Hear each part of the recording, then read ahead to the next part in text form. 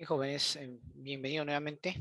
En esta oportunidad en Historia Universal vamos a referirnos a lo que es la Ilustración y la Revolución Francesa.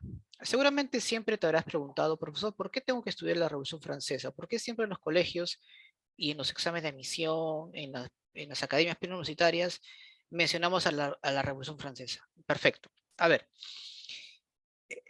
primero hay que tomar en cuenta que la historia universal que estudiamos en los colegios, en las academias, es algo que hemos adquiriendo gracias a que las ciencias sociales han ido empezando a tomar mucha fuerza durante el siglo XIX y que claramente pues los europeos tenían un control de dicho conocimiento. Tanto es así que la historia universal clásica que tenemos, Edad Antigua, Media, moderna, contemporánea, fue una división mayormente eurocentrista. Incluso en el campo de la filosofía también se ha impuesto a partir del siglo XIX y que esto ha sido difundido pues, en todas las entidades educativas por generaciones. Por lo tanto, es difícil obviamente hacer todo un cambio bajo con respecto a estos temas, ¿no? Esto es punto número uno. Y la Revolución Francesa pues, fue sin duda un evento significativo porque eso permitió pues un cambio importante, trascendental, principalmente en Europa, y que luego esto también va a lograr transformar de cierta manera a otras sociedades, ¿no? Por eso hay la importancia, ¿no? Con respecto a este evento.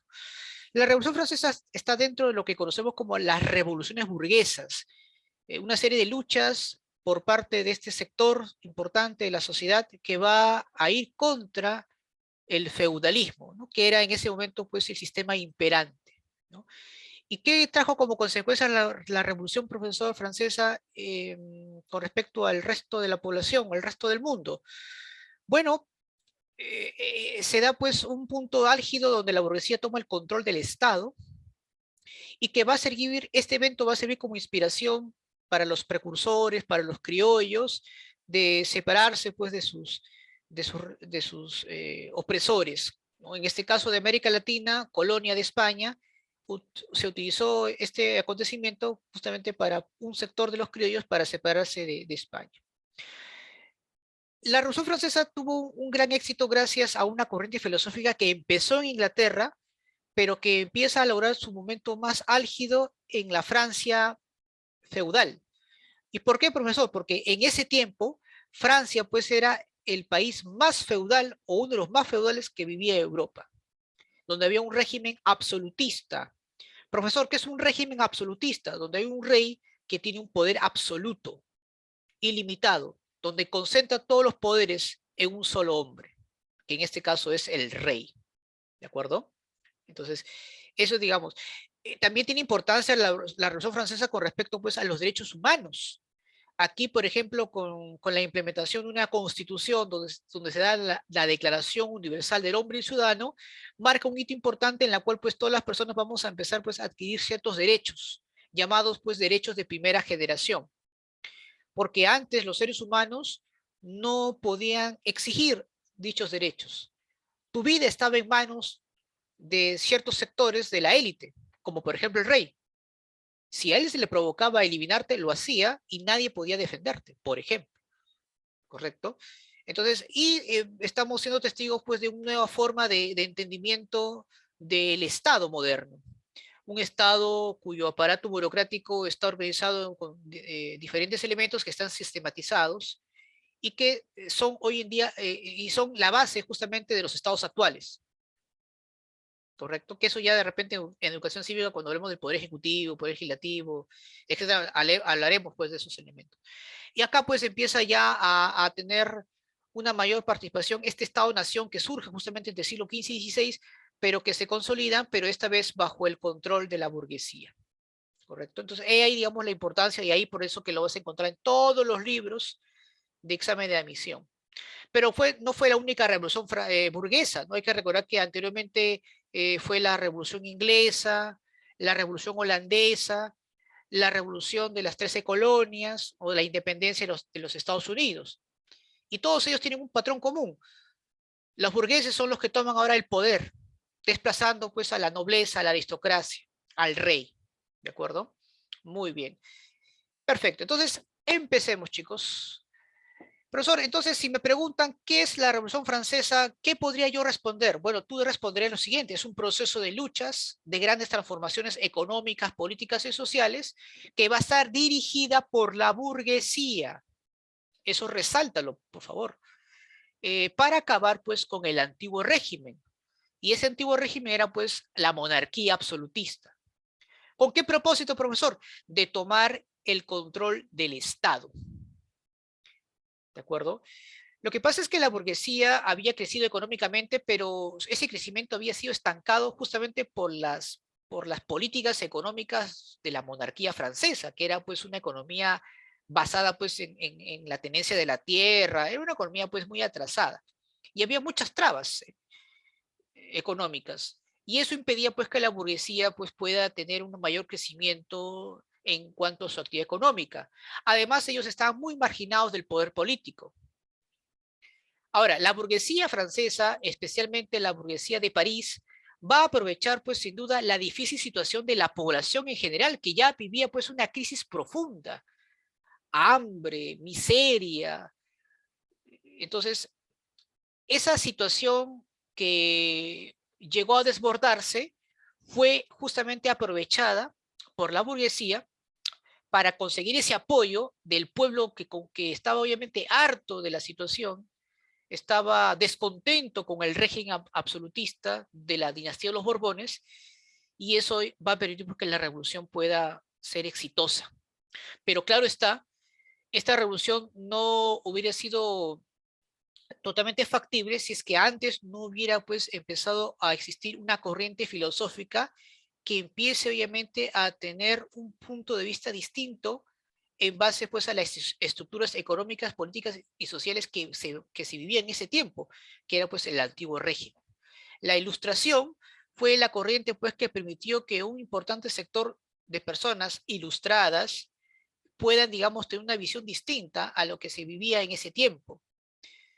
Y la población fue sin duda un elemento fundamental para que dicha revolución pueda ser, digamos, exitosa, ¿correcto? Muy bien, entonces, esto es importante tenerlo en cuenta. Vamos entonces a ver cuáles fueron las causas de la revolución. A ver, empecemos primero con las causas económicas, ¿no? ¿Qué es lo que perjudicó más a la población? ¿Por qué la gente estaba preocupada, molesta con el antiguo régimen? Para empezar, había una aguda crisis fiscal, jóvenes. El Estado francés había hecho muchos gastos militares en sus campañas, en sus guerras con otros países.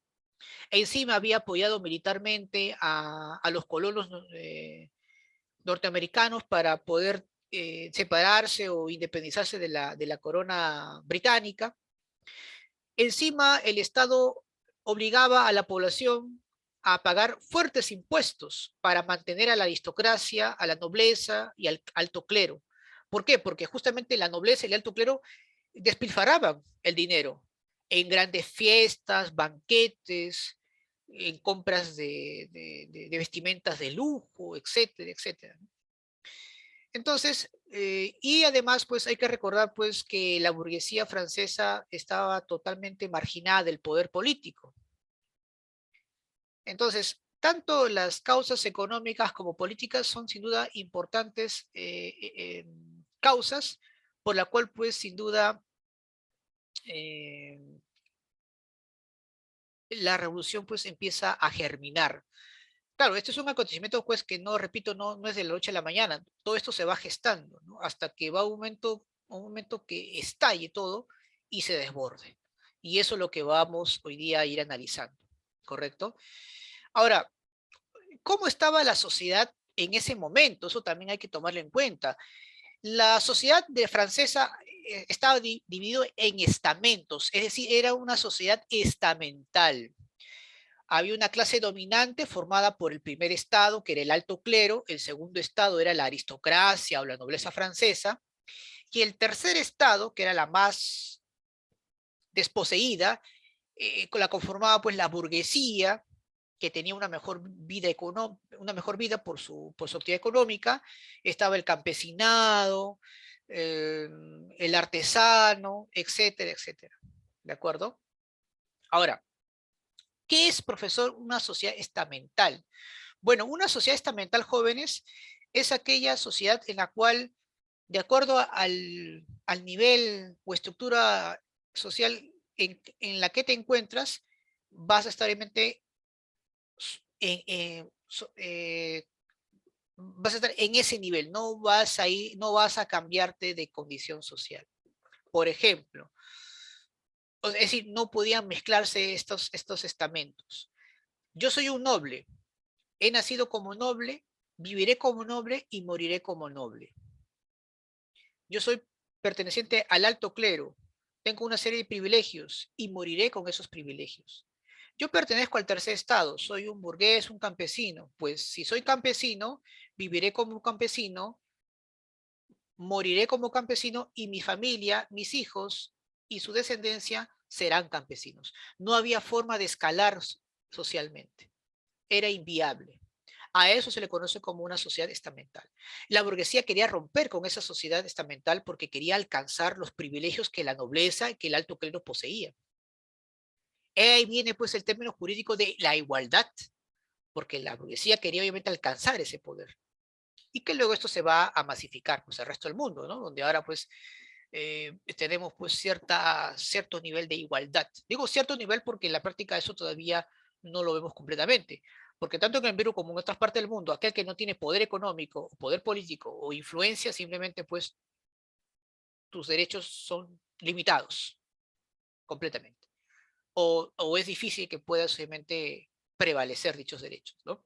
En fin. Ahora, otro evento importante, jóvenes, sin duda tiene que ver y que no se ve mucho, es una de las causas por la cual también está en la revolución es las causas ambientales, lo que se conoce como la crisis del trigo.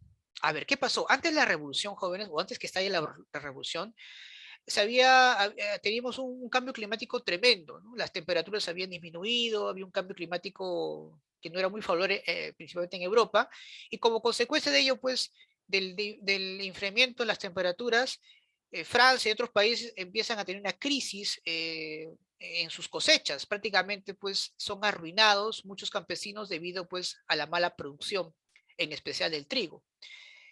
Hay que recordar pues que los campesinos dependían mucho de sus cosechas, no solamente para alimentarse, sino para poder pagar sus impuestos. Este fenómeno climático produjo pues una crisis del trigo, provocando obviamente un malestar en la población, porque ya de por sí estaban cansados por los altos impuestos, por los abusos de las autoridades, vivían en una miseria absoluta y esto obviamente ocasionó pues un mayor descontento. Solamente faltaba, como les menciono, la chispa para que todo esto se desborde, ¿no?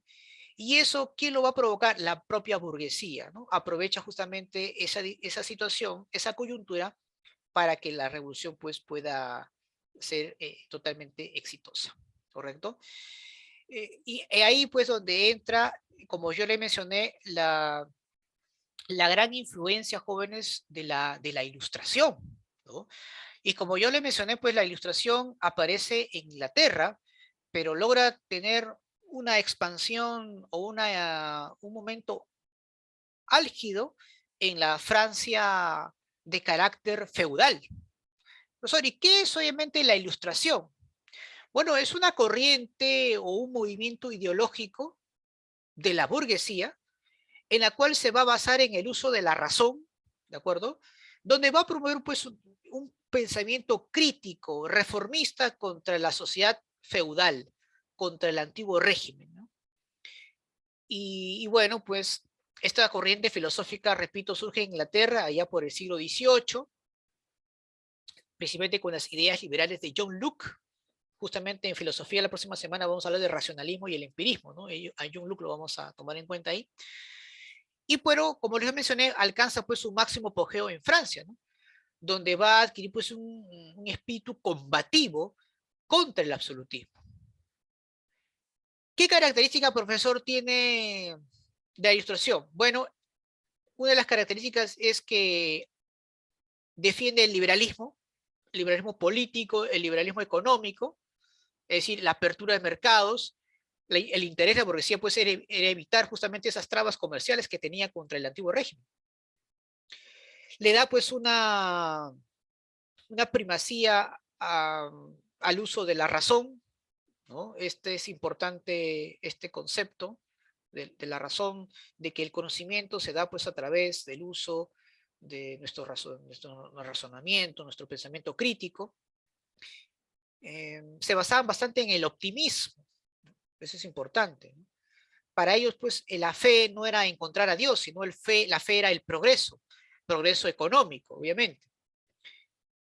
Y ellos aplicaron, pues, la famosa teoría del buen salvaje, que significa, pues, que el hombre nace ingenuo, nace humilde, pero es la sociedad que la corrompe. De hecho, la ilustración se basa básicamente, pues, en ese espíritu crítico contra el antiguo régimen, y se basa en que el conocimiento debe ser utilitario para las personas.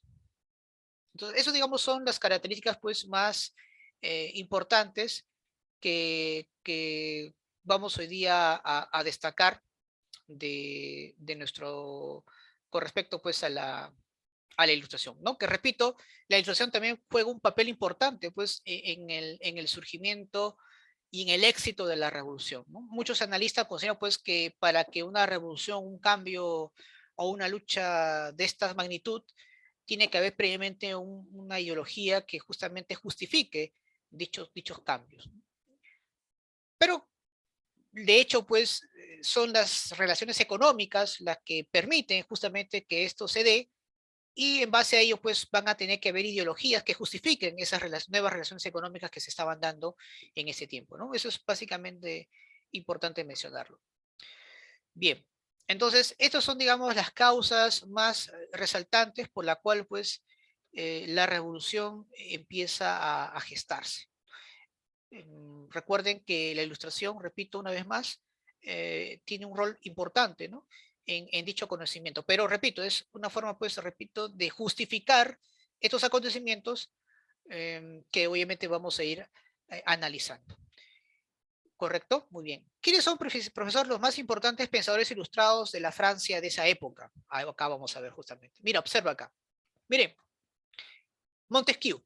Montesquieu tiene una obra importante llamada El espíritu de las leyes. Por ejemplo, él criticó enormemente a la monarquía absolutista, jóvenes. Es más, él plantea la división de poderes. Recuerden que el Estado está dividido en tres poderes. A ver, ¿cuáles son? El poder ejecutivo, el poder legislativo y el poder judicial. Esta división fue planteada justamente por Montesquieu. Ahora, Voltaire, o Voltaire, como algunos también lo llaman, en sus cartas filosóficas o cartas inglesas, él se muestra muy seguidor o muestra su admiración por John Locke. Voltaire, por ejemplo, eh, criticó el abuso de la autoridad monárquica, ¿no? Su poder absolutista, y también criticó la intolerancia de la Iglesia Católica. Recuerden que en esa época tanto el monarca como la iglesia habían logrado alcanzar un poder importante a pesar de la crisis del sistema feudal que se vio pues, a partir del siglo XV y XVI. La iglesia, ¿por qué, profesor, mantuvo sus privilegios? Justamente por esa ideología que había impuesto en las escuelas, en las universidades, que era pues la escolástica. La ideología de la iglesia fue poderosa, por la cual pues se mantuvo por mucho, mucho tiempo. Actualmente la iglesia pues obviamente ha tenido un decaimiento tremendo, pero aún todavía, sobre todo en los países católicos, sigue todavía teniendo vigencia, ¿correcto? No como épocas, no como los siglos anteriores, pero aún todavía pues goza de ciertos privilegios como institución, ¿no? Recuerden que la iglesia es una de las instituciones más antiguas y sólidas que tiene más de 1000 años de existencia. Entonces, por algo todavía pues prevalece ahí. Pero repito, ya ahora ha decaído tremendamente, ¿no? Ya la iglesia no tiene influencia en los estados modernos, salvo en algunos países conservadores, como en América Latina, ¿no? Recuerden que Colombia, Perú son los países más conservadores en América Latina, ¿no? Y relativamente también en México. En fin, entonces, importante el papel también que tiene Voltaire como un gran pensador ilustrado. Rousseau, por ejemplo, habla en su gran obra El contrato social. Él propone justamente pues esta libertad e igualdad entre los hombres a través pues de un Estado instituido que garantice pues el bienestar común. He ahí pues el contrato social. Y en ocasiones el Estado pues restringe esas libertades de los ciudadanos con tal pues que garantice el bien común. Por eso es que nuestras vidas están regidas por las normas establecidas por el Estado, no por nuestras costumbres, no por nuestras tradiciones propiamente, ni por lo que la iglesia también tiene, ¿no? Recuerden que la iglesia también tiene sus propias normas, ¿no? Mayormente nosotros nos regimos por las normas que rige el Estado a través de estas leyes a la cual pues nosotros llamamos la Constitución, ¿correcto? Muy bien. He ahí pues lo que se conoce como el contrato social. Libertades que ciertamente pues es muy posible que sean restringidas más adelante, ¿no? Con un control pues mayor sobre nuestras vidas. Ahora, todos estos pensamientos que se divulgaban en las tertulias, en reuniones que hacían estos pensadores, van a ser plasmados en una serie de libros, de documentos, que van a ser compilados por Diderot, a la cual se le va a llamar la enciclopedia, ¿correcto? ¿Qué es la enciclopedia? Es el compendio, el conjunto de documentos que plasma las ideas, el conocimiento de estos grandes pensadores ilustrados. Que dicho sea de paso, eh, muchos acá en América Latina van a seguir, ¿correcto? No debemos olvidarnos, pues, que estos criollos, principalmente, mayormente, pues, intelectuales, van a tomar en cuenta bastante los pensamientos de Voltaire, de Montesquieu, de Rousseau, entre otros. ¿Correcto? Muy bien. Entonces, es fundamental este tipo de ideas. Sobre todo porque los ilustrados buscan, pues, justamente separar la influencia de la iglesia sobre el Estado. De ahí donde aparece, pues, este término que estoy seguramente alguna vez han escuchado hablar, lo llamado, pues, Estado laico. Un Estado laico, más que ser anticlérico, es un Estado donde los civiles no están influenciados por las ideas religiosas. Lo que también promueve pues es una tolerancia religiosa, ¿no? Algo que la Iglesia Católica no había hecho en ese tiempo, ¿correcto? Entonces, esto es muy importante. Pero sin duda los ilustrados también van por un propósito, que es obviamente criticar los privilegios de la nobleza, atacar al clero, quitarle sus privilegios, que de hecho obviamente era fundamental. Por eso es que aplican pues una política liberal, la igualdad jurídica para eliminar los estamentos y así permitir pues a la burguesía lograr alcanzar el poder, ¿no? Entonces, la Revolución Francesa pues tuvo un propósito, ¿no? Beneficiar a la burguesía. No vayan a pensar porque la Revolución Francesa pues es una obra promovida por el pueblo. El pueblo apoyó, pensando obviamente que su vida también iba a cambiar, pero no fue así. Y esto es algo que hay que siempre resaltar, ¿no? La Revolución Francesa, quienes se beneficiaron justamente fue la burguesía, específicamente la alta burguesía, ¿correcto? Que eso obviamente es algo que no debemos olvidarnos nunca. Muy bien.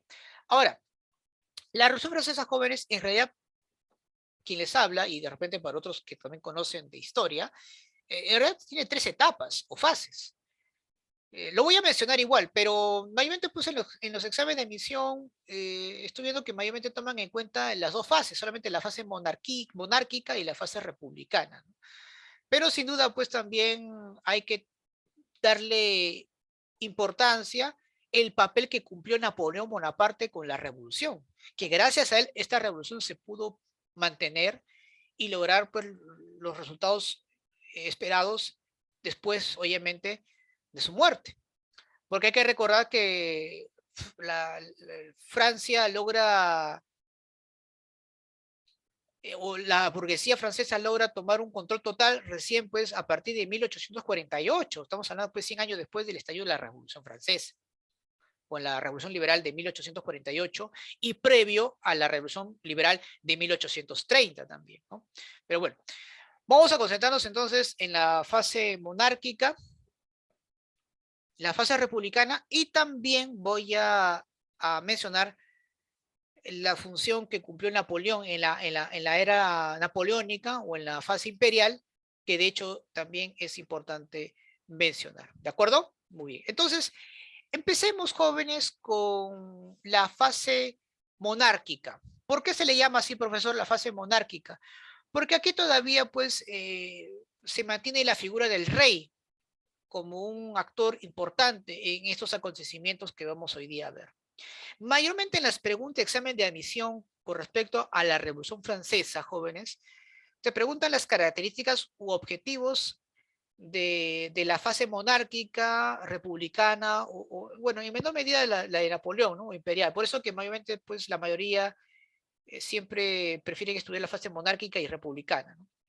Entonces, vamos hoy día, pues, justamente a ver cada uno de ellos. Por ejemplo, en la fase monárquica, vamos a ver cuatro acontecimientos fundamentales: los estados generales, la Asamblea Nacional, la Asamblea Constituyente y la Asamblea Legislativa.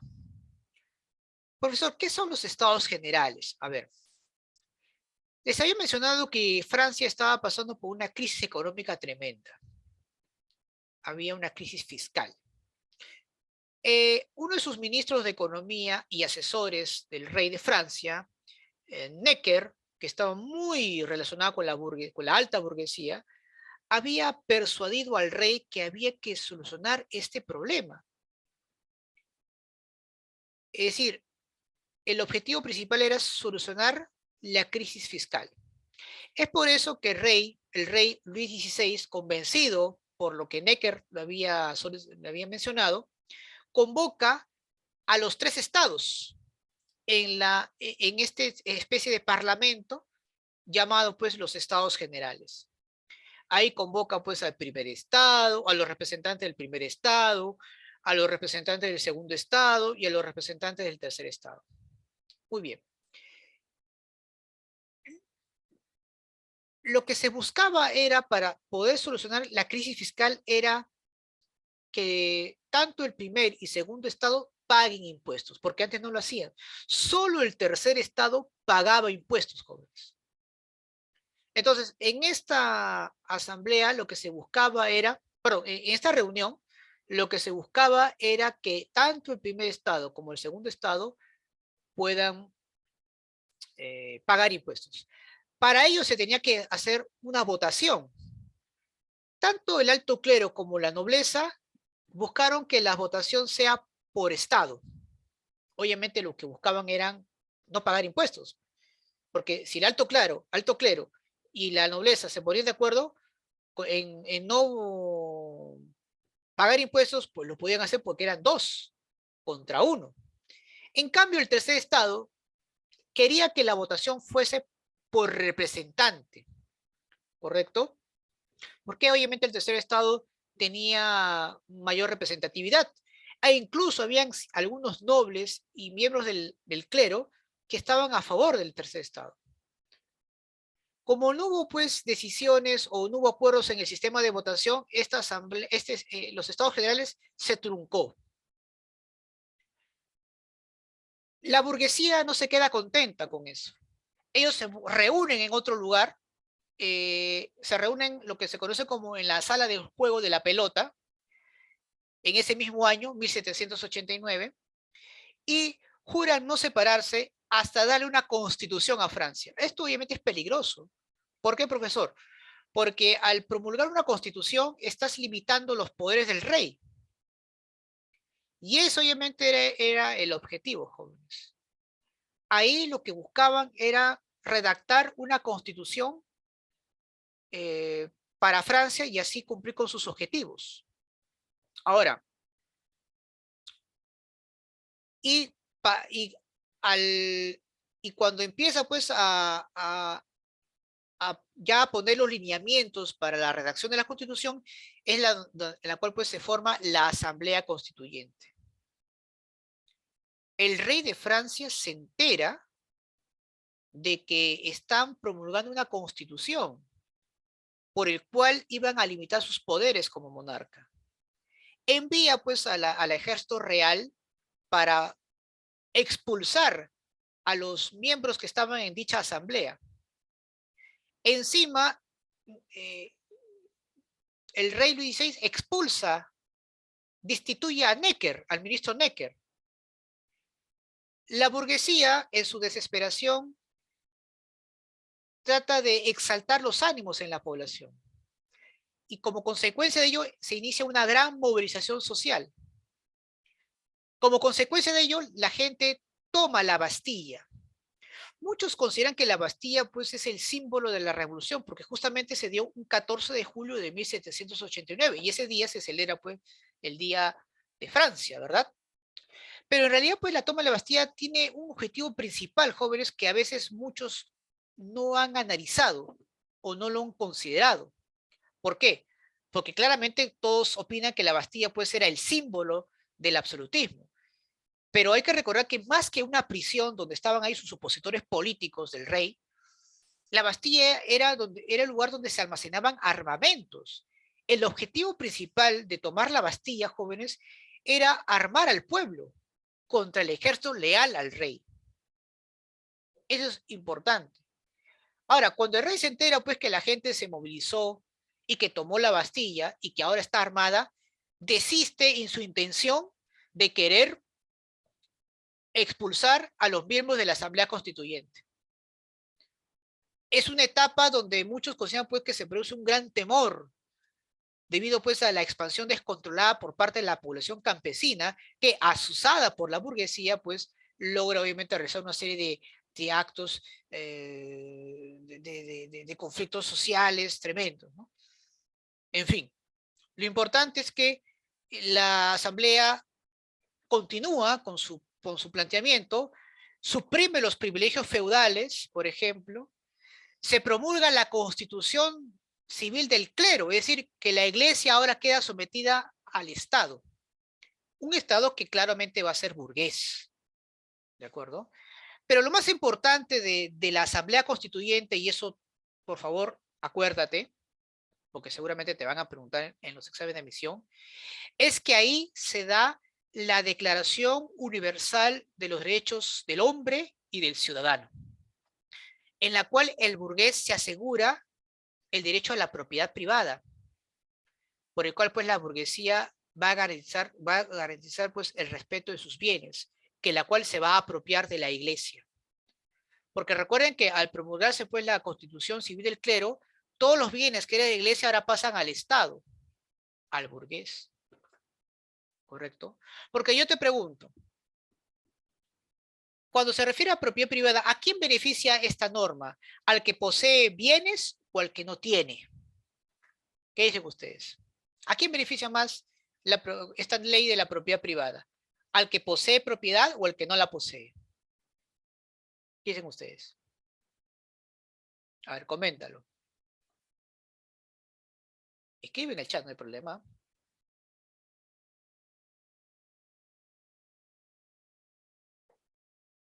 A ver, vamos a ver, ahí nos están escribiendo. Claro, correcto, ¿no? Y recordemos que el 90% de la tenencia de la tierra está en manos de la aristocracia y el alto clero. La burguesía, por su actividad económica, también poseía ciertas propiedades, pero con esta norma, la burguesía se apropia de los bienes de la iglesia, es propia de los bienes de la nobleza. El campesino no, el campesino no tiene tierras, no tiene, perdón, propiedades, ¿no? A lo mucho su pequeña parcela, en algunos casos es alquilada. Entonces, obviamente esta norma no beneficia en absoluto pues, a las personas del común, ¿correcto? Claro. Y hay que recordar que en 1791 se promulga la Constitución, basada en una monarquía constitucional, donde la figura del rey todavía se va a mantener. ¿Por qué? Porque la alta burguesía, que es la principal promotora de la revolución, quería cambios, pero ese cambio quería pues que fuese gradual. Y había un sector también de la burguesía y también de algunos nobles que querían todavía pues que la figura del rey todavía se mantenga, pero bajo el control de un parlamento compuesto por la alta burguesía, obviamente, ¿no? Donde solamente pues el rey sea una figura decorativa, pero quien realmente controla el Estado sea el parlamento francés, que iba a estar obviamente configurada por la burguesía, principalmente. ¿De acuerdo? Muy bien. Ahora, ya hay una constitución. Ahora, la pregunta es, ¿quiénes van a ser los que van a dirigir dicha constitución? Pues entonces, al haber una constitución, se debía pues aplicar a través de una asamblea. Por eso es que nace la asamblea legislativa, que claramente pues iba a estar dirigida por la alta burguesía. Y ahí donde surge pues lo que conocemos como la asamblea legislativa, jóvenes. ¿Y qué hechos van a ocurrir, profesor, aquí en la asamblea legislativa? Surgen los clubes políticos. Profesor, ¿querrá decir los partidos políticos? No. Un partido político tiene ciertas características, estatutos, hay elecciones internas, tiene que haber militantes permanentes, en fin.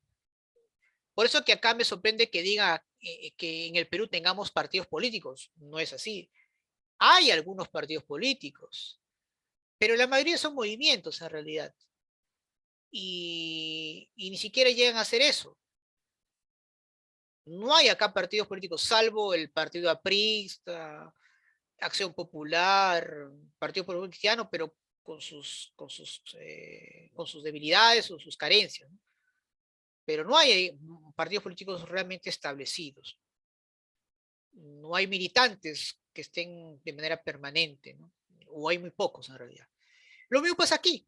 Aquí no hay partidos políticos, hay clubes políticos que van obviamente a intentar tomar el poder a través de la Asamblea Legislativa. Entre los clubes políticos más conocidos que vamos a ver aquí, jóvenes, es la presencia de los jacobinos, o también llamados montañeses. Ellos representaban a la pequeña burguesía y eran pues los más radicales. Ellos sí querían que la revolución fuese total, no solamente político y económico, sino también social. Y ellos aspiraban a que Francia sea una república. La pequeña burguesía era tal vez la que más se acercaba a la población. Y profesor, ¿quiénes son la pequeña burguesía? La pequeña burguesía es aquel profesional, aquella persona que tiene una actividad independiente, que tiene cierto nivel de instrucción, un médico, un abogado, un ingeniero, profesor, etcétera. Son, digamos, los que representan la pequeña burguesía. Y ahí pues va a estar liderado por Maximilian de Robespierre, por ejemplo, un importante abogado que va a tener un protagonismo importante en la fase republicana.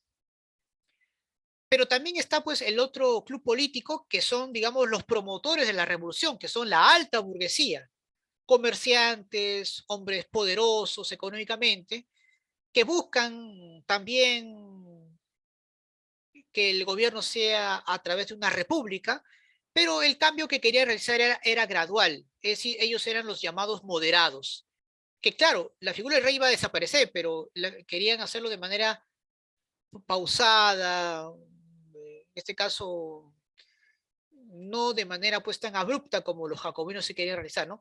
Y su cambio principal era el control político y económico, ¿no? Ellos no querían el cambio social, principalmente, solamente político y económico.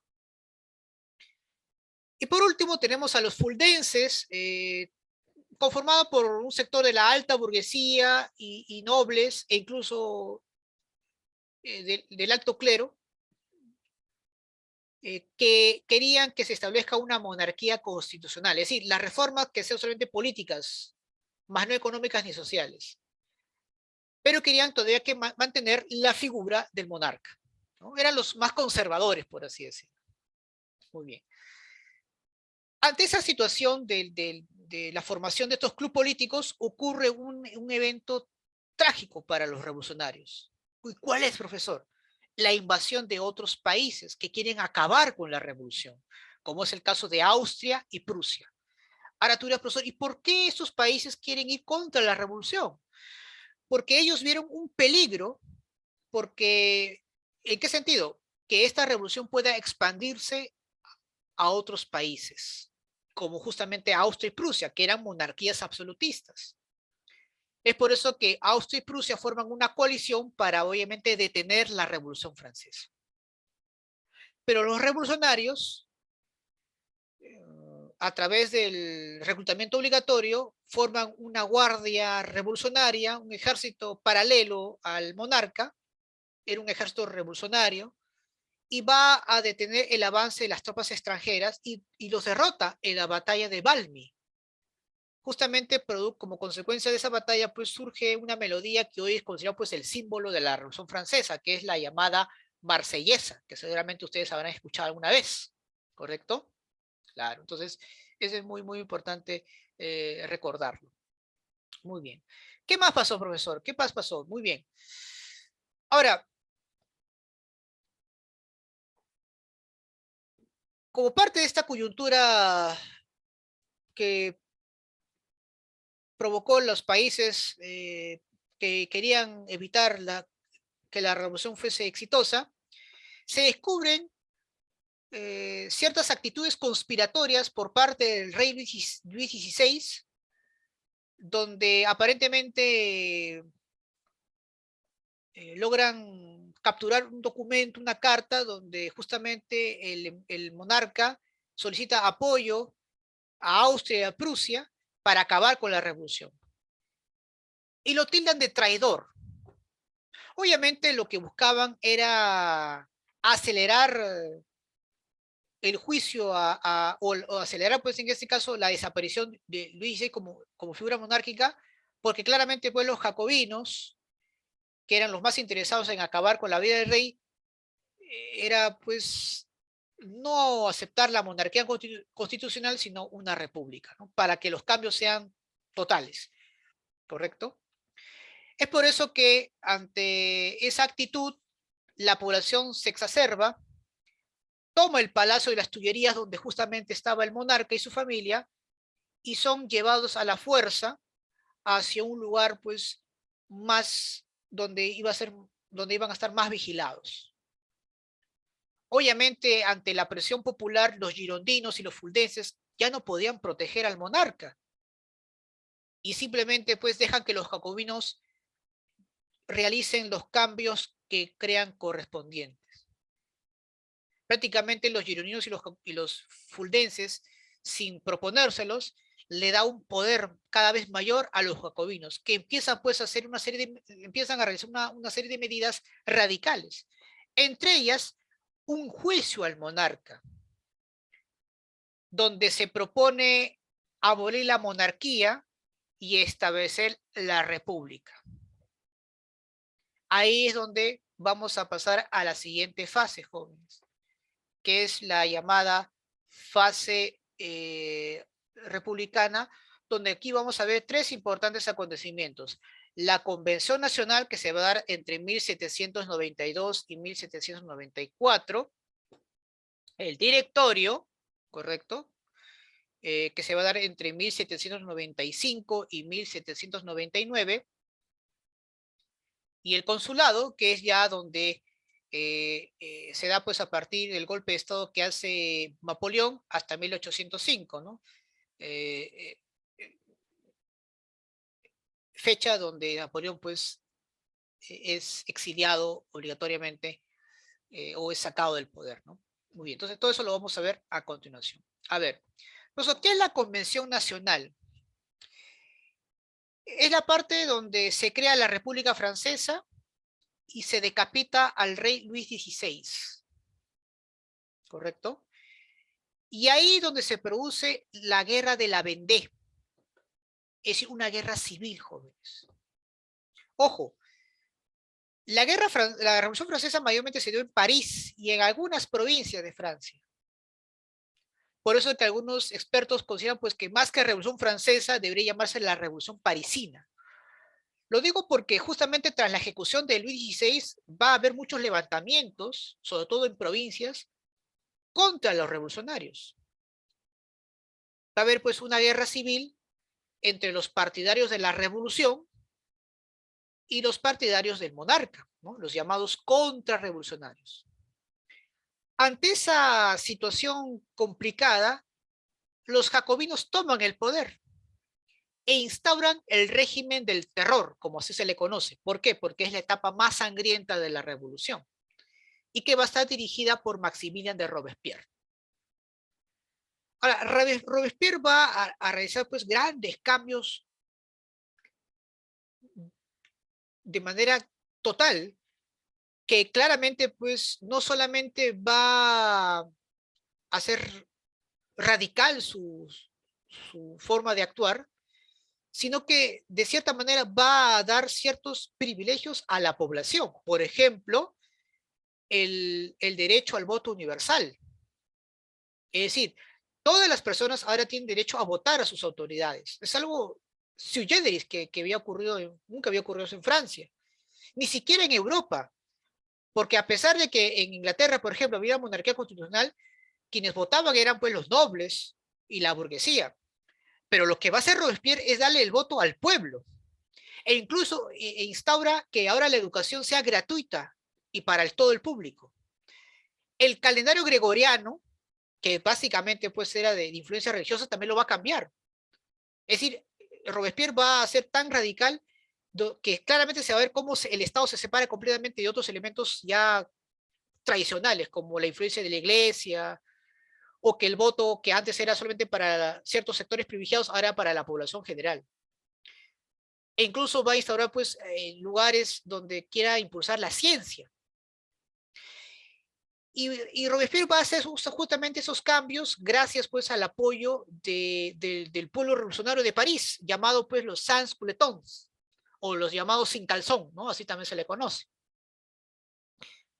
Era como una especie de población vigilante que va a apoyar, un sector importante del pueblo que va a apoyar las medidas de Robespierre. Ahora, ¿qué va a hacer la alta burguesía? ¿Qué va a hacer los girondinos frente a esa actitud?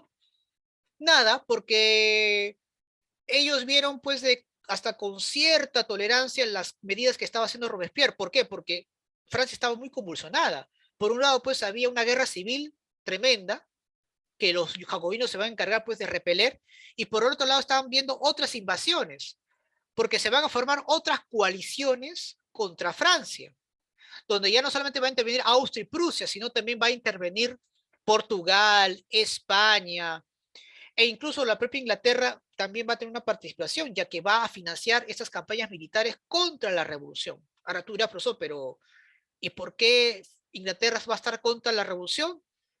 Si Inglaterra pues no es una monarquía absolutista, no tiene por qué tener miedo. No tenía miedo a la forma de gobierno que iba a instaurarse, sino le tenía miedo a que Francia logre el poder, o que en este caso tenía miedo a la burguesía francesa, que al lograr el poder en el Estado, a través del Estado, pueda pues tener un crecimiento económico enorme y se convierte en una potencia industrial y que pueda rivalizar con los ingleses.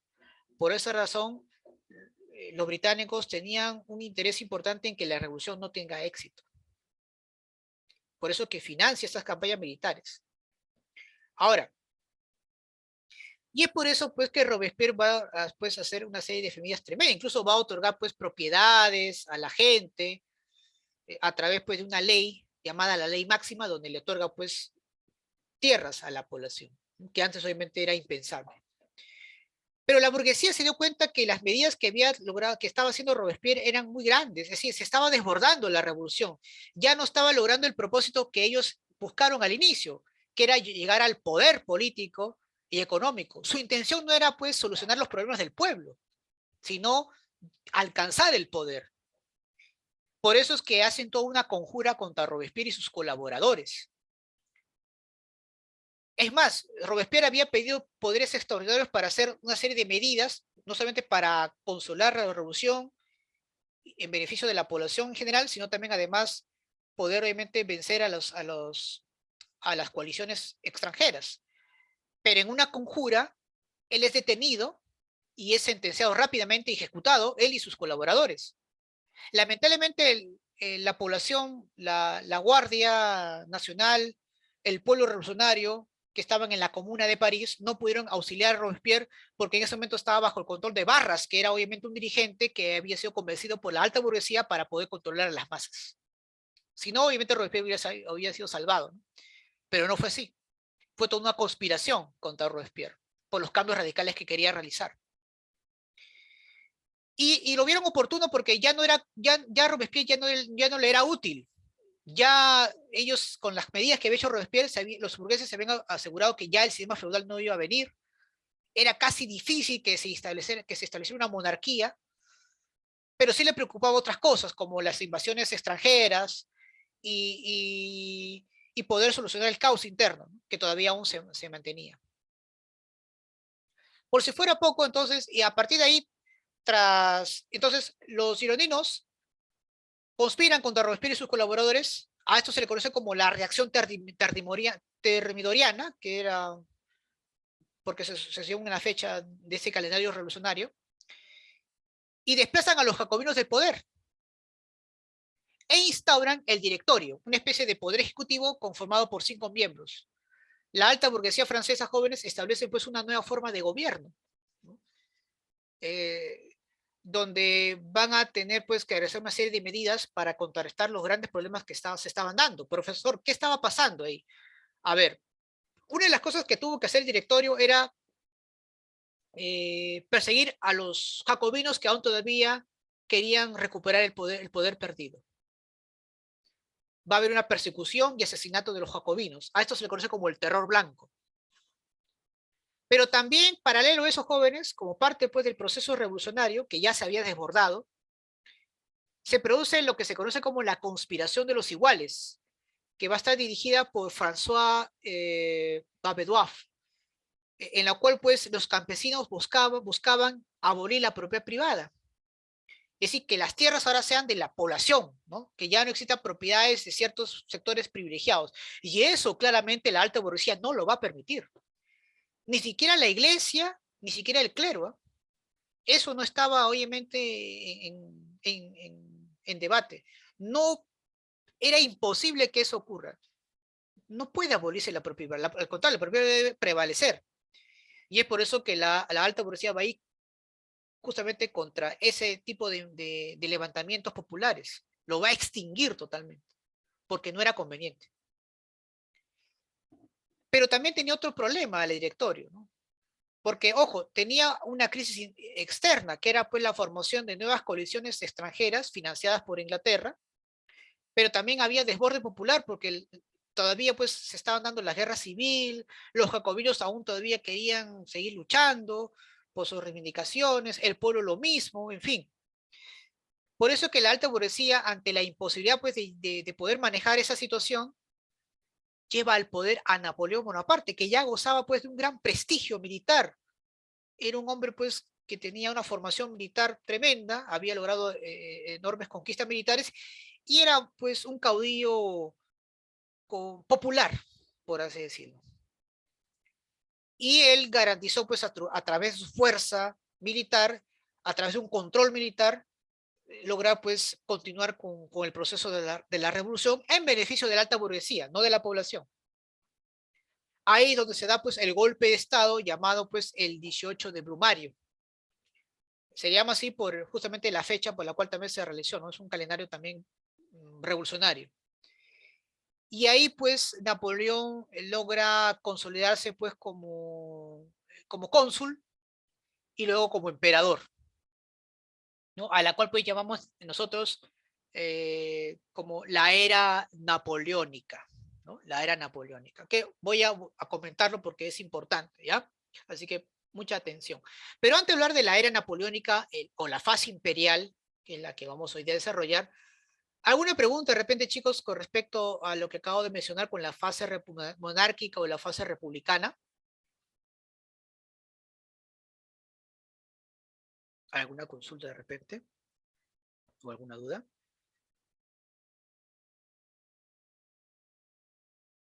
¿Todo claro?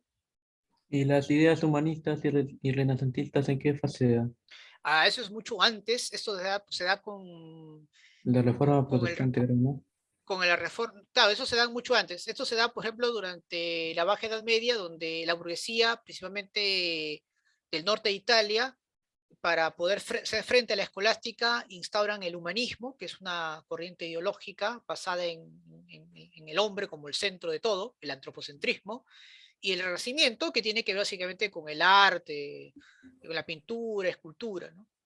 Son movimientos distintos, uno es ideológico, el otro es artístico, pero que tienen un enfoque principal, que es ir contra la escolástica. Pero eso no va a ser suficiente, la iglesia era muy poderosa. Por lo tanto, había que debilitar a la iglesia, y qué mejor manera que hacerlo dentro de ella. Por lo tanto, pues surgen iglesias nacionales, a la cual justamente llamamos las reformas protestantes, ¿no? El protestantismo, que surgen primero en lo que ahora es Alemania, con Martín Lutero y Juan Calvino, en lo que es Suiza y Francia, pero que también van a haber otras, como la que va a implementar Enrique VIII con su propia iglesia, la iglesia anglicana. El propósito del protestantismo era, pues, obviamente, quitarle poder a la iglesia en su interior, ¿no? En su entorno, en la cual ahora van a haber iglesias que van a estar supeditadas por el Estado y no por Roma, ¿no? Que ahí estaba el poder del Papa, ¿no? Entonces, ese era el propósito, ¿no? De debilitarlo políticamente. El protestantismo en ningún momento quiso obviamente acabar con la figura de la iglesia, ¿no? Pero sí debilitarlo políticamente. Pero obviamente la iglesia aún todavía se mantuvo en pie, debilitada pero en pie. Aquí obviamente la situación va a ser mucho más radical todavía, porque ya prácticamente pues la iglesia no va a tener, digamos, mucha injerencia, aunque en la época de Napoleón va a haber cierta relación, que ahora vamos a ver más adelante, no se preocupe, ¿no? Pero ese, digamos, es el evento que surge antes de la Revolución Francesa, ¿no? ¿Sí? ¿Alguna otra pregunta de repente?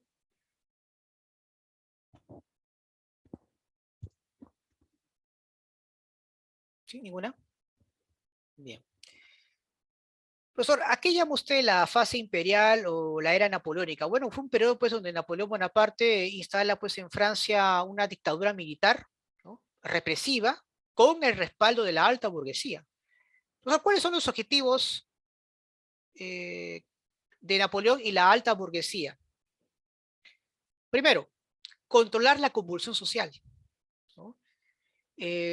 Sobre todo pues por sectores populares y de los jacobinos que estaban contra los de la alta burguesía, anular cualquier intento de restauración de una monarquía, en este caso de la dinastía de los Borbones o de cualquier otra, ¿no? Era asegurar que ya no va a haber instauración de una monarquía absolutista.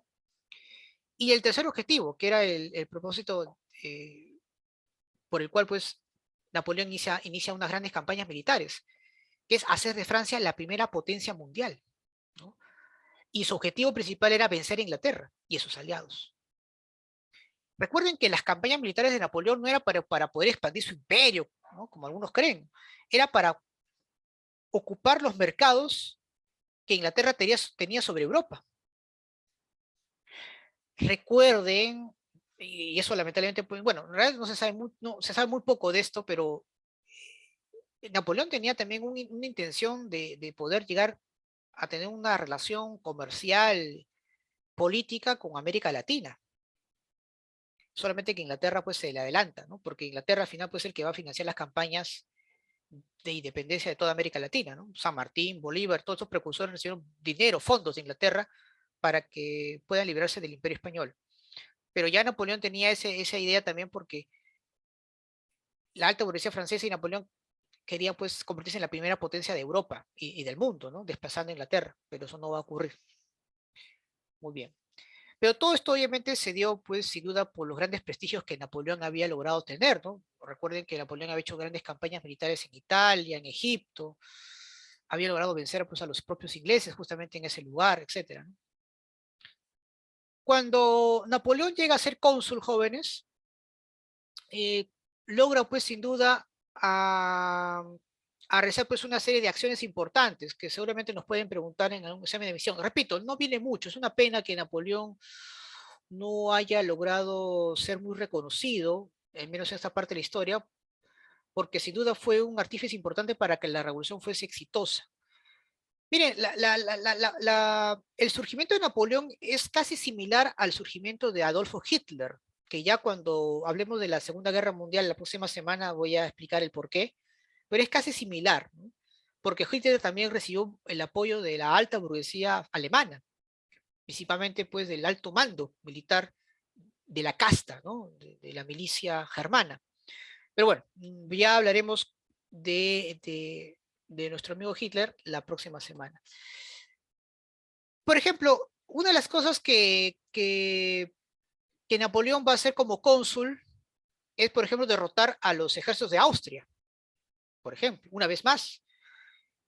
Y ahí firma con la iglesia un contrato o un documento llamado el Concordato, como cónsula, con el Papa Pío VII, si no me recuerdo. Profesor, ¿y en qué consistía el Concordato? El Concordato es un documento donde se acuerda restablecer el calendario gregoriano que había desaparecido durante la época de Robespierre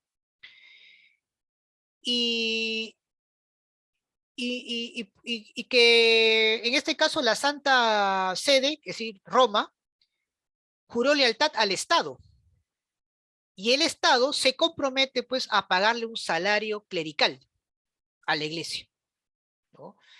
Y de hecho, y también permite pues que exista cierta tolerancia religiosa. El Estado, por ejemplo, actualmente el Estado peruano le paga a la iglesia, ¿no? Como una contribución. De repente no se sabe mucho de eso, o muy pocas personas conocen eso, pero la iglesia recibe por parte del Estado, ¿no? Ciertos beneficios también. Entonces, y el siguiente paso era atacar Inglaterra. Pero antes de atacar Inglaterra, los franceses, Napoleón, quería ver específicamente qué tan viable era primero acaparar los mercados que Inglaterra tenía en Europa. Por eso es que Napoleón primero logra un acuerdo de paz temporal con los ingleses, ¿no? Ellos promueven un acuerdo llamado la Paz de Amiens, ¿no? Eh, y ahí Napoleón, para poder ya iniciar una acción y tomar presencia en los mercados de Europa, establece el Código Napoleónico, o también llamado el Código Civil francés, que es la estructura de la economía industrial francesa, por la cual obviamente quiere establecer lazos comerciales con Europa y es muy posible que también con los de América Latina, que aún todavía eran colonia de España, pero que ya pues de por sí estaban, digamos, haciendo ciertos cambios por las reformas borbónicas, ¿no? Tema que ya también hablaremos la próxima semana. Creo que mañana creo que vamos a hablar sobre Virreinato del Perú y reformas borbónicas, así que eso también es importante mencionar. Y Napoleón pues tenía todo el respaldo del pueblo, ¿no? Era un hombre prestigioso, había logrado campañas militares donde todas eran victorias, y se declara pues cónsul vitalicio, ¿no? Y obviamente con el respaldo del Papa Pío VII, que ya habían hecho un acuerdo importante así de entre Estado e Iglesia, lo corona emperador, ¿no? Lo corona emperador de Francia, ¿no?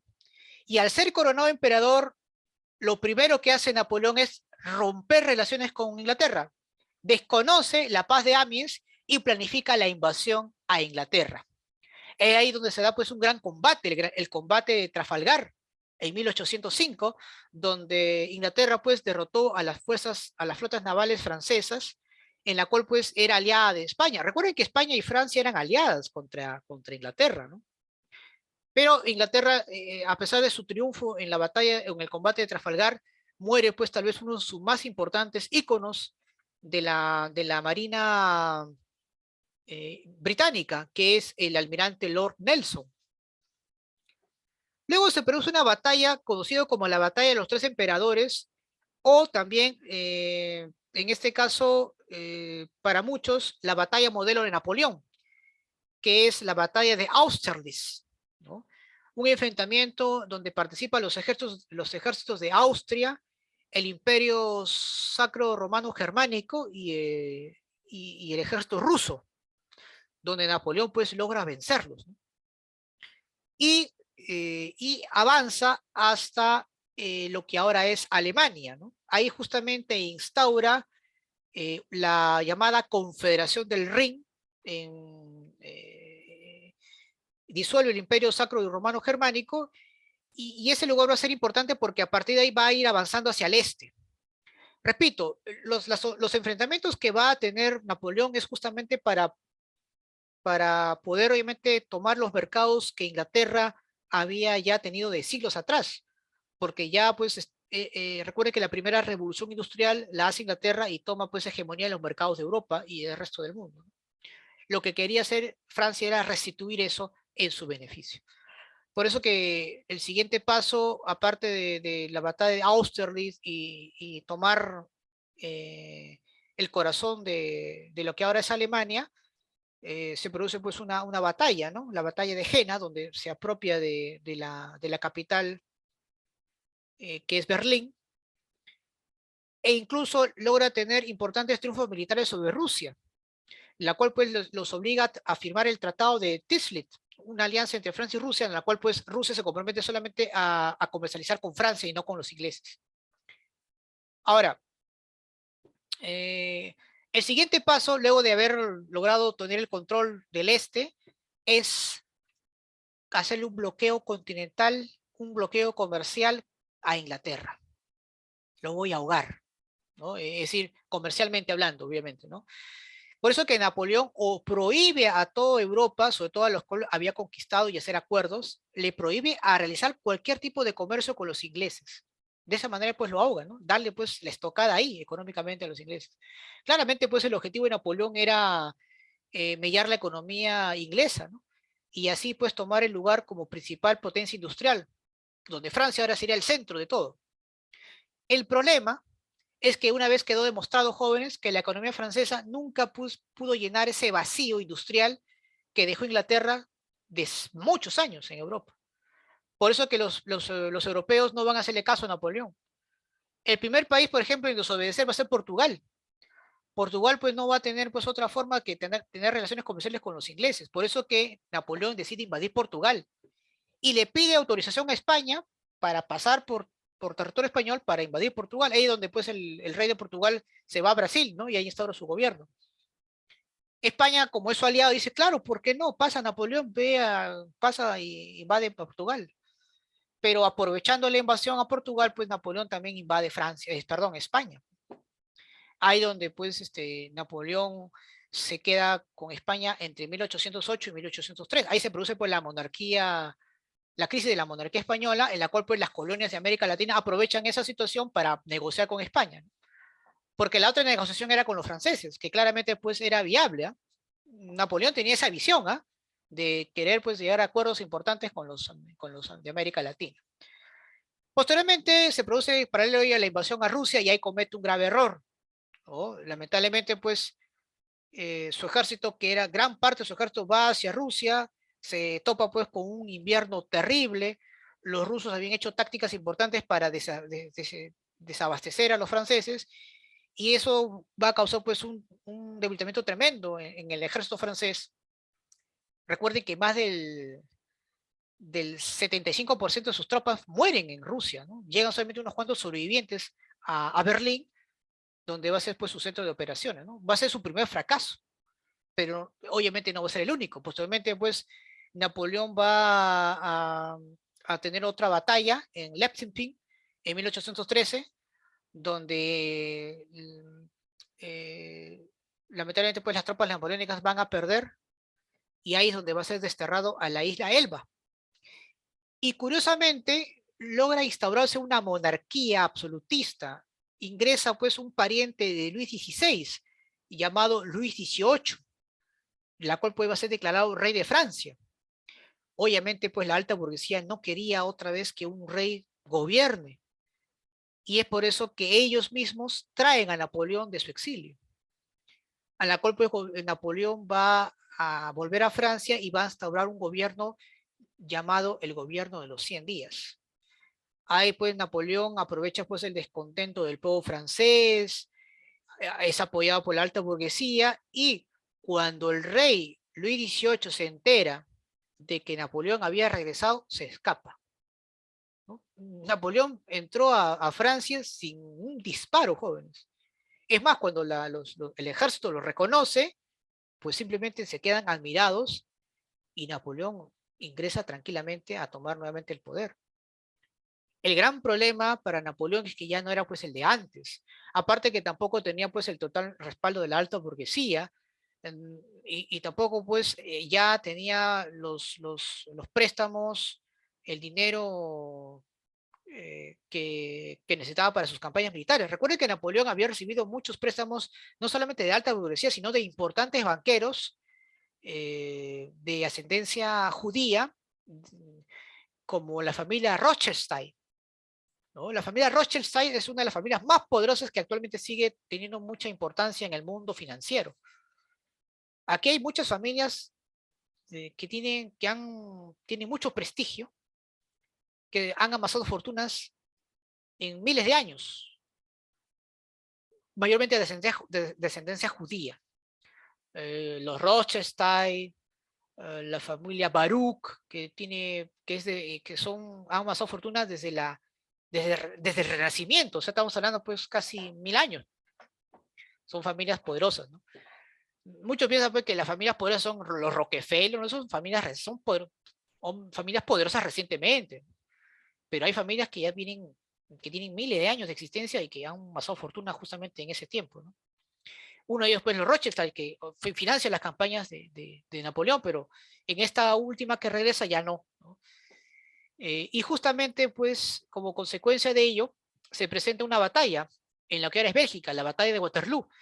Ahí, pues, las coaliciones de Austria, Inglaterra y Prusia se enfrentan a las tropas francesas y una vez más, pues, es derrotado Napoleón, fue hecho prisionero y para evitar pues que su carisma, que su presencia revolucionaria tenga injerencia en la conciencia colectiva de Europa, es desterrado pues de la isla Santa Elena, un lugar pues alejado en el Atlántico, ¿no? Donde se aseguraron pues de envenenarlo gradualmente para que nunca más pues volver a regresar. O sea, la figura de Napoleón fue sin duda significativa para Europa. Por eso el interés pues, de sus enemigos de tratar de eliminarlo, para evitar pues que nuevamente pues, sea una persona que tenga presencia, ¿no?, importante en las decisiones de la política de Europa. Tras la muerte de Napoleón, pues se instaura la Santa Alianza, ¿no?, donde quieren buscar pues restablecer las monarquías absolutistas, la cual pues Inglaterra promueve. Es que obviamente pues lo que buscaban era que los demás países sigan siendo de esa manera y que Inglaterra siga siendo la hegemonía mundial, ¿no? Como primera potencia industrial. Ese era el propósito. Pero se van a producir nuevas rebeliones. En 1830, por ejemplo, está en una nueva convulsión social liderada por la burguesía. Se conoce esto como la Revolución Liberal de 1830. Ahí pues aparece la figura de un gran autor de una obra literaria, que estoy seguro habrán leído, de Víctor Hugo. A ver, ¿quién se acuerda de una obra de Víctor Hugo? A ver, yo sé que tú recuerdas, a ver, una obra de Víctor Hugo, que es parte de esa época, ¿no? ¿Se acuerdan de la obra Los Miserables? ¿Ah? ¿Sí o no? Claro, muy bien. Y se produce otra revolución liberal en 1848. A partir pues se instaura ahí después la Tercera República. En ese momento es donde Francia se convierte pues, en una potencia industrial, ¿no? Claro, no vas a tener pues la presencia, el resplendor de Inglaterra, pero se convierte pues en un rival casi equivalente. El problema es que años después surge otra potencia europea, llamada Alemania. Y como consecuencia de ese surgimiento de esa potencia, empiezan a haber fricciones entre estos países, y la cual pues va a provocar años después la Primera Guerra Mundial, ¿no?, que también obviamente veremos la próxima semana, ¿no? Va a ser un tema muy interesante, ¿no?, sobre la Primera y Segunda Guerra Mundial, que estoy seguro que algunas cosas eh, seguramente no sabían o en todo caso pues no era muy notorio, ¿no? En fin. Listo, chicos. Eso es con respecto, pues, sin duda, a lo que es la Revolución Francesa. 4 datos importantes de la Revolución Francesa que te van a preguntar. Miren, de hecho, más te van a preguntar sobre la fase monárquica, ¿ya? Y la fase republicana. ¿Pero qué me van a preguntar? ¿Fechas? No. Te van a preguntar principalmente características, objetivos o algún tipo de evento. Por ejemplo, te pueden preguntar con respecto dónde, en qué momento se dio la Declaración Universal de Derechos del Hombre y Ciudadano. Tú vas a decir, pues, en la Asamblea Constituyente. ¿Dónde se formaron los clubes políticos? O los jacobinos en qué parte del proceso histórico revolucionario se encuentran, en la Asamblea Legislativa, donde toma el poder Robespierre, en la Convención Nacional, etcétera, ¿no? Entonces, eso, digamos, es algo que hay que tomar en cuenta. Otro aspecto es las consecuencias de la revolución, que no te he mencionado, pero lo voy a decir ahora. Por ejemplo, una de las consecuencias de la revolución es la caída del antiguo régimen, el ascenso de la burguesía al poder político, se destruye la sociedad estamental, que era lo que le preocupaba a la gran burguesía. Se hacen unas reformas aduaneras, y la población de cierta manera va a tener pues ciertos derechos que cada vez se van a ir acrecentando, ¿no? Porque acá los primeros derechos que se van a dar son de manera individual, primero en beneficio de la burguesía y luego en cierta manera a un sector de la población. Pero ojo, ¿se acuerdan que yo les mencioné que Robespierre había instaurado el voto universal? Ya una vez que los gironinos toman el poder, lo anulan, le quitan ciertos beneficios a la población, como el derecho al voto universal y el intento de darle tierras, otorgarle tierras a la población, que ya Robespierre había hecho, ¿no? En nuestro país, el voto universal se restablece recién, ¿saben en qué año, jóvenes? En 1979, con la constitución justamente de ese año. A partir de ahí, personas analfabetas también tienen derecho a votar. Antes no era así. Antes estaba prohibido. Es más, las mujeres recién logran votar en el Perú en los años 50, elecciones presidenciales, porque en los años 30 ya podían elegir a sus autoridades municipales. Pero miren, la mujer logra recién tener derecho al voto a partir de los años 50. Entonces hay todavía pues ciertos derechos que se van a ir adquiriendo con el paso del tiempo. ¿De acuerdo? Y lo otro, ¿qué más podemos estudiar con respecto a la revolución? La ilustración. Acuérdate el tema del concepto de la ilustración, sus características y sus principales representantes. Voltaire, Montesquieu, Rousseau. ¿De acuerdo? ¿Y cuál fue la importante corriente filosófica de la Revolución Francesa? ¿Cuál fue? La ilustración. No te vayas a olvidar, por favor, de ello. Y la cuarta, en menor medida, estudia a Napoleón Bonaparte también, ¿no? Por si acaso. ¿De acuerdo? Justamente vamos a ver algunos ejercicios que preguntan, pues, en las universidades, especialmente San Marcos, y en la práctica también que está en su plataforma, por favor también realícenlo. ¿Ya? Eso es importante que lo puedan hacer. ¿Y, chicos? Muy bien. Antes de desarrollar sus preguntas, perdón, claro, de resolver los ejercicios, perdón, ¿alguna duda que tengan con respecto al tema de hoy, chicos?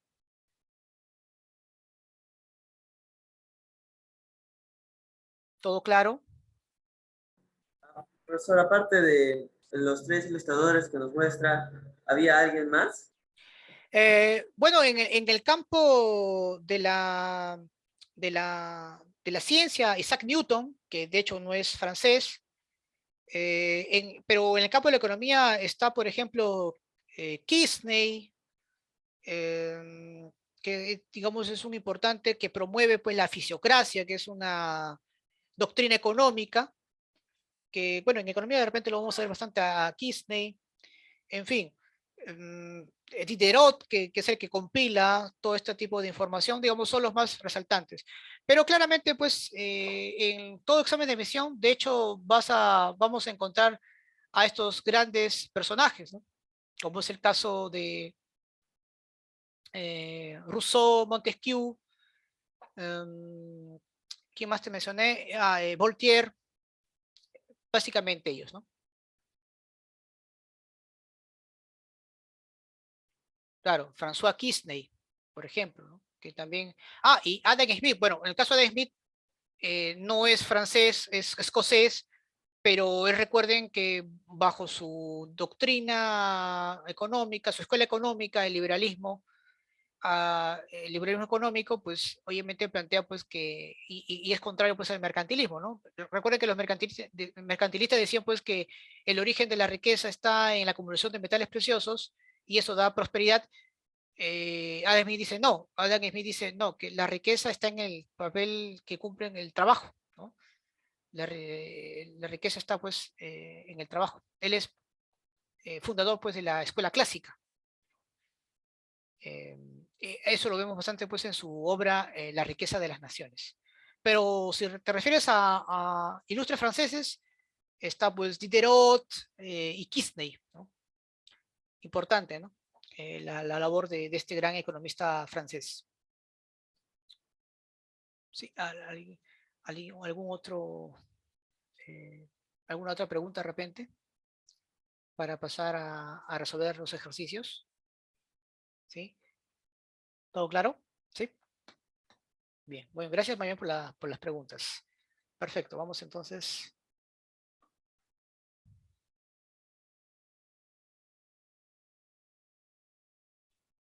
Muy bien, primera pregunta. Vamos a ver acá.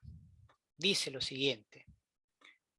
La Ilustración fue la ideología burguesa del siglo XVIII que en el aspecto económico defendía el libre mercado, contrario a la intervención de él en la economía, y en el aspecto político criticaba, ya, recuerden que la Ilustración fue crítico del antiguo régimen, ¿no? Del absolutismo.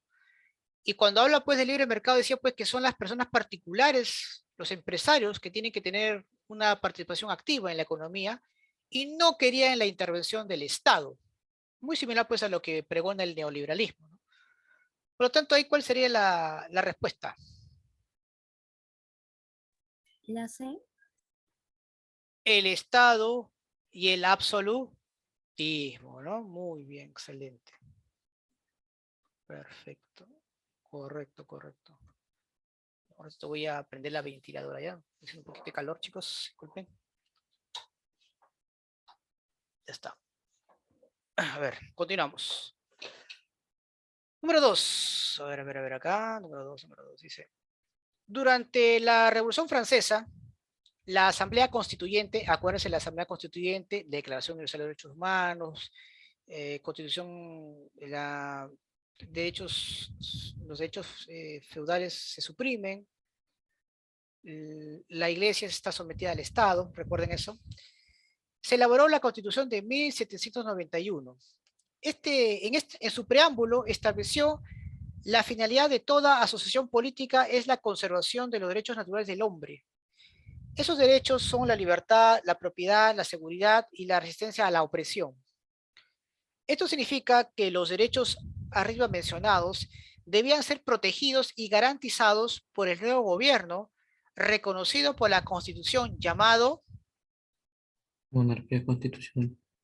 Claro, ¿no? La monarquía constitucional.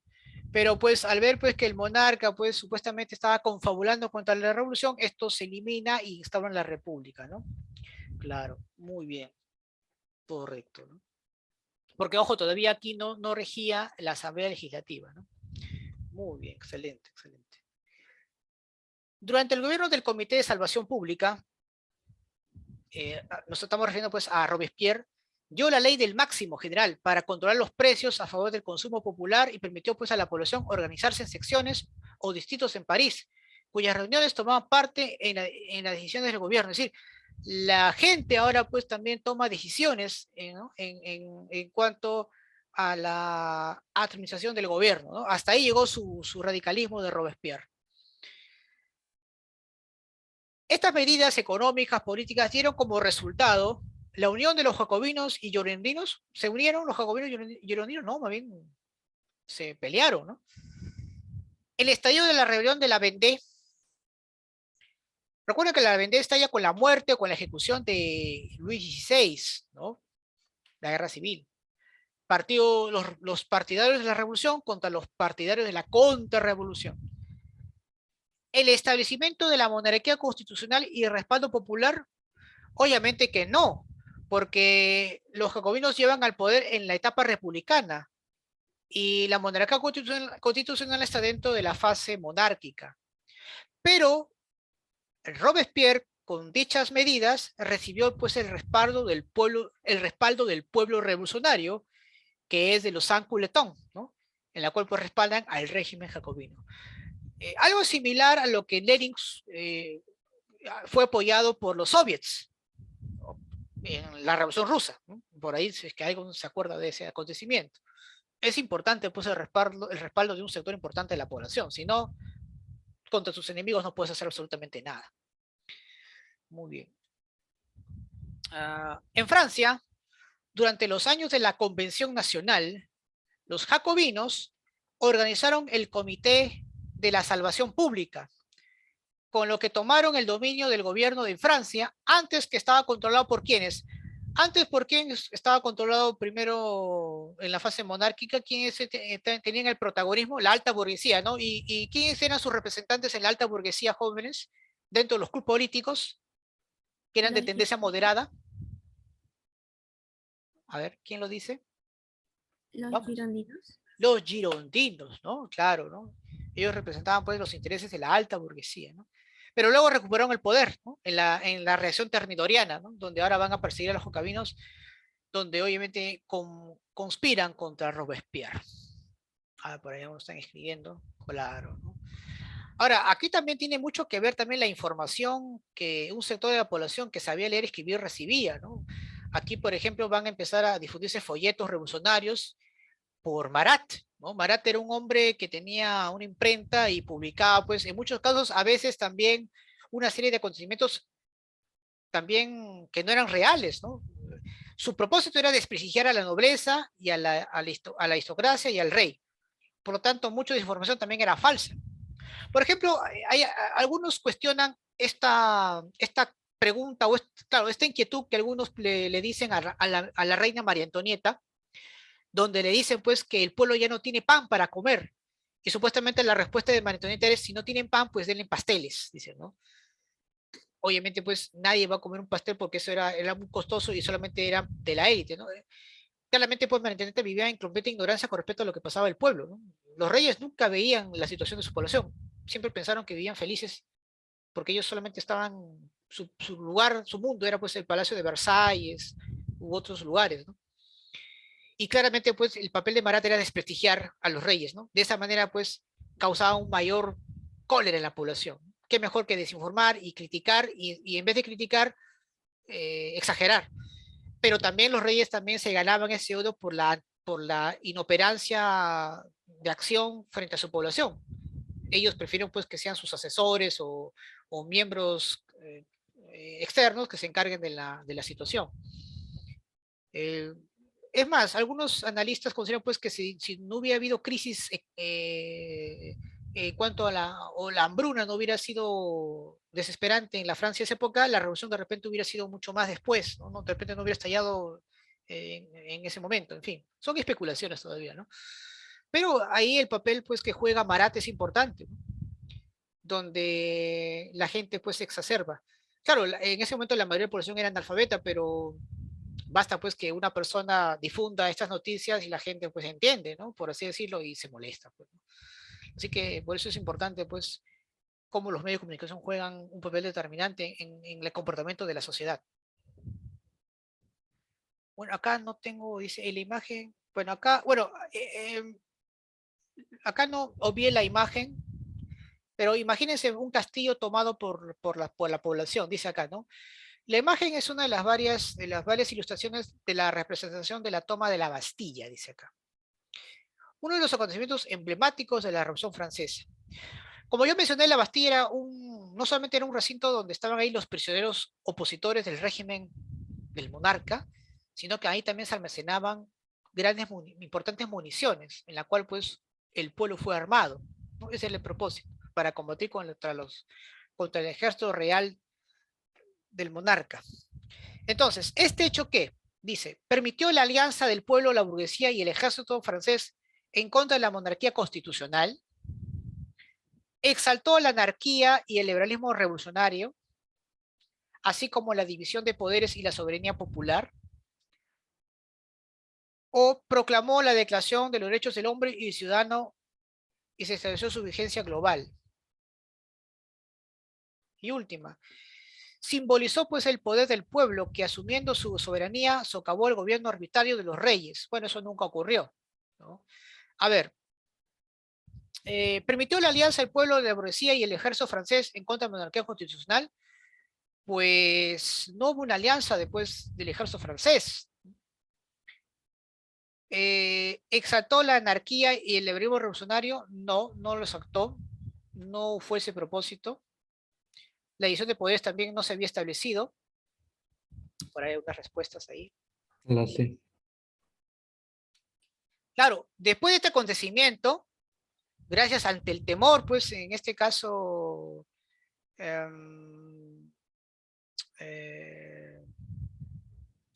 del rey de esas manifestaciones, decide ya no expulsar a los miembros de la Asamblea Constituyente y aprovechando eso, ponen ahí, pues declaran la declaración, más adelante, claro está, proclaman la Declaración de los Derechos del Hombre y del Ciudadano, ¿no? Ahora, yo entiendo que dice acá se estableció su vigencia global, me refiero pues en el entorno de Francia, que poco a poco, repito, fue también adquiriendo ciertos beneficios de la población en común, pero los que mayores se beneficiaron sin duda fueron la burguesía, ¿no? Yo entiendo así. Las otras no, porque, por ejemplo, no exaltó la anarquía, fue un movimiento justamente impulsado por la propia burguesía. La gente no se movilizó por su propia voluntad, ¿no? Hubo ahí pues un incentivo, una exacerbación de ánimos y la gente pues siguió su propio impulso. Claro. Esto es así, ¿no? Siempre tiene que haber alguien o un grupo de personas que logren azuzar, ¿no? Los ánimos de la gente, ¿no? Por supuesto, ¿no? Y hay gente especialista en eso, ¿eh? Ojo. ¿Qué más? A ver, claro, y la respuesta pues sería la C, ¿no? Las otras alternativas no caben en ello, ¿no? Listo. 6 dice, señale la opción que no corresponde a una de las primeras consecuencias de la Revolución Francesa en Europa y en el mundo. Consecuencias, ¿eh? Que no corresponde. ¿El derrumbe del antiguo régimen es una consecuencia? Sí, es una consecuencia. La aparición de la Santa Alianza. Bueno, tras la caída de Napoleón, se forma la Santa Alianza. Vamos a ver eso, ¿verdad? La eliminación temporal de la monarquía borbona en Francia. Bueno, sí, porque luego se restableció, ¿no? Antes de la caída de Napoleón se había restablecido con Luis XVIII. Pero la pregunta es, ¿la revolución trajo como consecuencia el fin de la explotación y la propiedad privada? Eso no fue así, ¿no? La explotación continuó, sobre todo en las masas campesinas. Ahora pues los amos ya no son los reyes, sino son los burgueses. La situación no va a cambiar, ¿no? La condición de explotación de la población todavía se va a mantener, ¿no? Por lo tanto, ¿ahí cuál sería la respuesta? ¿Tú qué dices? La D. La D, ¿no? Claro. La propiedad privada, al contrario, se va a fortalecer.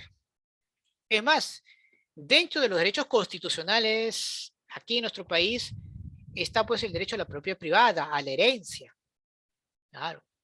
Y eso, repito, ¿no? Más beneficia pues a los que tienen propiedades que a los que los poseen o que tienen pocas propiedades. Pero la Constitución lo avala, ¿no? La propiedad privada es algo que va a establecerse y eso lo garantiza la Constitución. Y la última, a ver, vamos a ver acá. Dice, la Ilustración fue el movimiento cultural e intelectual más importante de Europa en el siglo XVIII. Los pensadores ilustrados consideraban que la razón iluminaría a todos los hombres para alcanzar la libertad y la felicidad. Por ello, la Ilustración puede considerarse como un movimiento con pretensiones internacionales, caritativas, antropológicas o ecuménicas. ¿Qué dicen ustedes? Caritativas. Caritativas, seguro, segura. A ver, 3 características de la Ilustración. A ver, ¿quién se acuerda?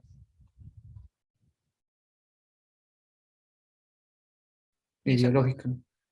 Claro, porque se enfoca en el hombre, en el uso de la Ideológica, razón. sociopolítica y el otro me olvidé.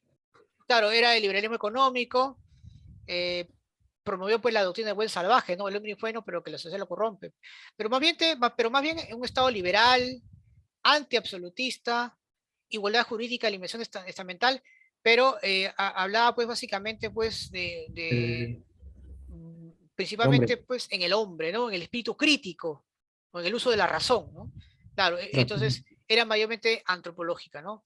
Pero recuerden que antropológico significa pues hombre, ¿no? Hombre, hombre. Entonces, el ser humano en este caso. Claro, ¿no? Correcto, ¿no? Esa es la respuesta. Bien, chicos. ¿De repente alguna duda con respecto a la pregunta que acabo de desarrollar, o preguntas que acabo de desarrollar, o de repente algún tema que todavía no haya quedado pendiente con respecto al tema de hoy, con respecto a la Revolución Francesa o a la Ilustración? ¿Alguna pregunta o inquietud?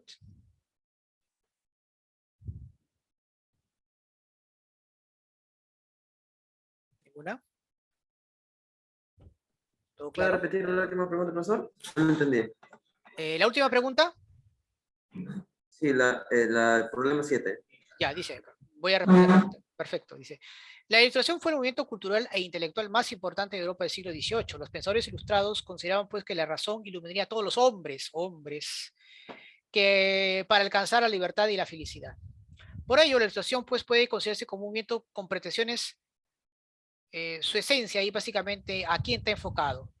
De hecho, pues era anticlerical, antiescolástica, estaba contra la teología y más bien pues era más, por su lado era antropocentrista, muy similar pues a lo que era el humanismo. Recuerden que la Ilustración es una función del racionalismo y del empirismo, y a su vez recuerden que el racionalismo es un pensamiento lógico mejorado del humanismo, ¿no? Porque recuerden que el humanismo, los racionalistas asumen el humanismo, ¿qué cosa? La razón, y que el eje central es el hombre. Entonces la Ilustración también algo de ello habla. Por lo tanto, su pretensión, su visión, se caracteriza en la Ilustración mayormente pues bajo un punto de vista antropológico, ¿no? Que se basa netamente en el hombre y sus elementos, ¿no? Por eso es la respuesta, la letra C. No sé si quedó claro o de repente los puedo volver a explicar, no hay problema. ¿Sí? ¿Quedó claro? ¿Sí? ¿Conforme? Sí, profesor. ¿Sí? Perfecto. Muy bien, bien chicos. Bien, para ya ir terminando, si es que no hay alguna pregunta con respecto a ello, por favor, no olvidarse nuevamente, ¿no? Estudie la fase monárquica, republicana, consecuencias, y en menor medida causas, y mucho menor el tema de Napoleón, que casi nunca viene, pero igual hay que conocerlo.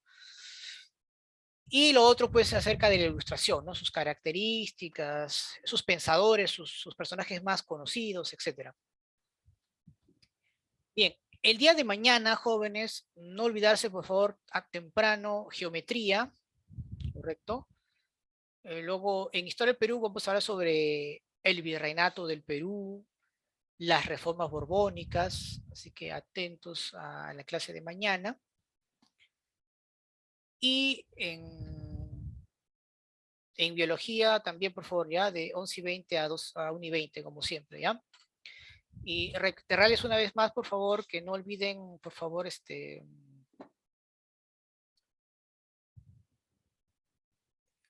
desarrollar sus ejercicios, sus prácticas y el simulacro, ¿no? Que es fundamental. Estoy seguro que muchos de ellos están pensando ya en postular este marzo, así que por favor atentos a ello. Y reiterarles, por favor, ¿no? Cualquier duda, pregunta que tengan a sus maestros, siempre por favor hacerlo, ¿no? Para que eh, puedan ya disipar algún tipo de dudas que tengan con respecto a un tema o un ejercicio determinado, ¿no? Eso es fundamental. Y reiterar después que todas estas clases son grabadas, así que igual van a poder verlo más adelante. ¿Ya? Muy bien. Bien, por mi parte, pues me despido. Si es que no hay preguntas, siempre dejo un minuto tiempo para las preguntas que puedan haberse, pero parece que no hay. Y espero que haya quedado todo claro con respecto al tema, así que espero que sí. Y reiterar después nuevamente mi saludo, la paciencia que han tenido eh, desde la mañana, ¿no? De repente ha sido un poquito tedioso estar desde las 8 de la mañana. Y bueno, pues que disfruten su almuerzo, cuídense y nos vemos el día de mañana con los cursos que ya he mencionado. Ya, chicos, cuídense, que tengan pues una linda tarde, disfruten su almuerzo. Nos estamos reencontrando el día de mañana, si Dios quiere. Gracias, cuídense, buenas tardes. Cuídese, profesor. Cuídate, profesor. A Pues, ustedes, profesor, gracias por las clases. a ustedes, muchas gracias a ustedes. Gracias, muy amable. Gracias. A ustedes, muchas gracias. Ahí leyendo sí, sus mensajes. Gracias, muy amable, gracias. Cuídense. Un fuerte abrazo a todos y a todas. Chau, chau.